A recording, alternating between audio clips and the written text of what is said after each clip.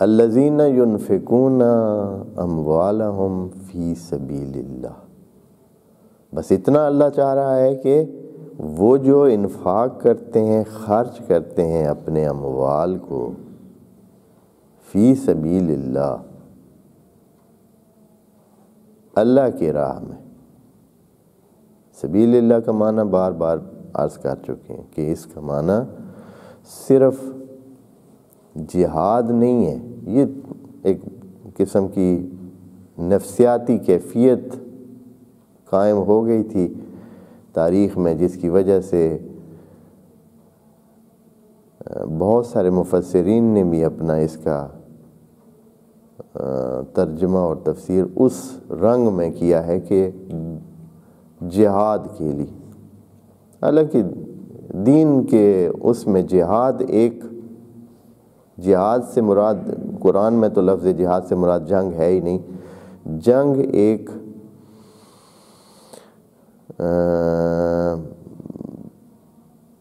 ضمنی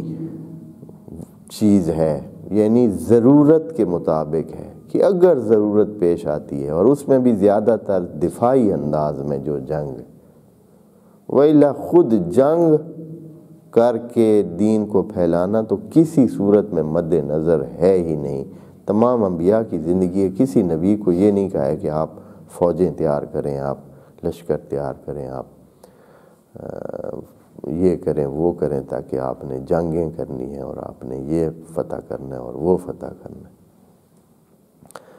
نبیوں کو جو حکم تھا یا جو کچھ وہ کرتے تھے، وہ صرف اور صرف تبلیغ اور اللہ کا پیغام اور حقیقت کو بیان کرنے کا ہی پیغام تھا۔ لیکن کیا ہوا کہ نبیوں کے جانے کے بعد، تمام رسول کے جانے کے بعد لوگوں نے اپنی تشریحات شروع کر دیں، جیسے کہ خدا کریم نے رکھا ہوا ایسے کہ بھائی چھوٹ دی ہوئی ہے تاکہ ایمان کو آزمایا جائے کہ آیا یہ اس پہ پابند رہتے ہیں یا جاہلیت اولیٰ کی طرف پلٹ جاتے ہیں۔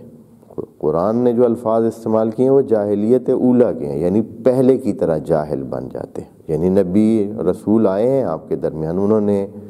پیغام پہنچایا ہے، حقیقت بتائی ہے، اس وقت کچھ لوگوں نے عمل کر لیا ہے یا کچھ لوگوں نے تھوڑا عمل کیا ہے، کچھ پورا عمل کیا ہے، اور جب وہ رسول یہاں سے گئے ہیں تو دوبارہ یہ لوگ کدھر پلٹے ہیں؟ جاہلیت اولیٰ کی طرف، یعنی جیسے پہلے جاہلانہ طرز عمل رکھا ہوا تھا وہی، یعنی اپنی مرضی، اور اس کے مطابق دین کو بھی پھیرنا کہ بھائی دین یہی کہہ رہا ہے، ہم جو کر رہے ہیں تو وہ یہ دین ہی کہہ رہا ہے۔ تو یہ جو جنگیں شروع کی تھیں اور جنگوں کا ایک سلسلہ کیا تھا، تو یہ بھی اسی طرح تھا۔ کوئی رسول خدا نے اس قسم کی بنیاد نہیں رکھی کہ وہ جنگیں چاہتے تھے یا فتح کرنا چاہتے تھے یا جہان کو، یا انہوں نے کوئی لشکر تشکیل دے کر صرف وہ جو کچھ پیش آیا اس کو انہوں نے نبھایا یعنی جو کچھ پیش آیا جنگوں کی صورت میں اور مسائل کی صورت میں تو اس کو انہوں نے نبھایا، وَإِلَّا اپنی طرف سے جنگوں کے لیے انہوں نے کوئی اسٹریٹجی یا کوئی پلان یا کوئی لشکر بنانے کے اور فوجیں بنانے کا کوئی انتظام نہیں کیا، حتیٰ آخری دم تک نبی کریم جب رحلت کے ایام میں موجود تھے تو لوگوں سے کہہ رہے تھے کہ بھائی وہ جو ایک جنگ کے لیے ایک لشکر دوسری طرف سے تیار ہو کے آنے والا ہے، اس کے حملے کا خطرہ ہے، اور وہ لوگ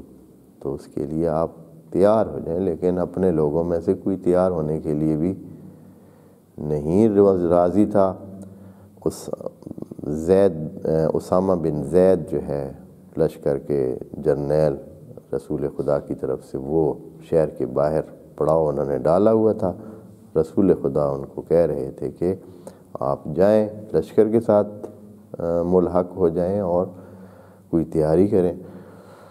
تو کوئی بھی نہیں تیار ہو رہا تھا۔ یعنی اس طرح کی کوئی، اگر رسول خدا کے مشن میں یہ ہوتا کہ وہ انہوں نے ایک جنگی اسٹریٹجی اور جنگی پروگرام رکھنا ہے تو ان کو یہ اپنے